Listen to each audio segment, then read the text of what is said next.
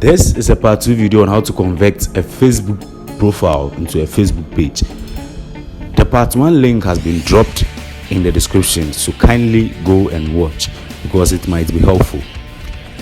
Welcome to this channel. If today is the first time watching a video from this channel, don't forget to subscribe and turn on post notification so you'll be notified anytime I drop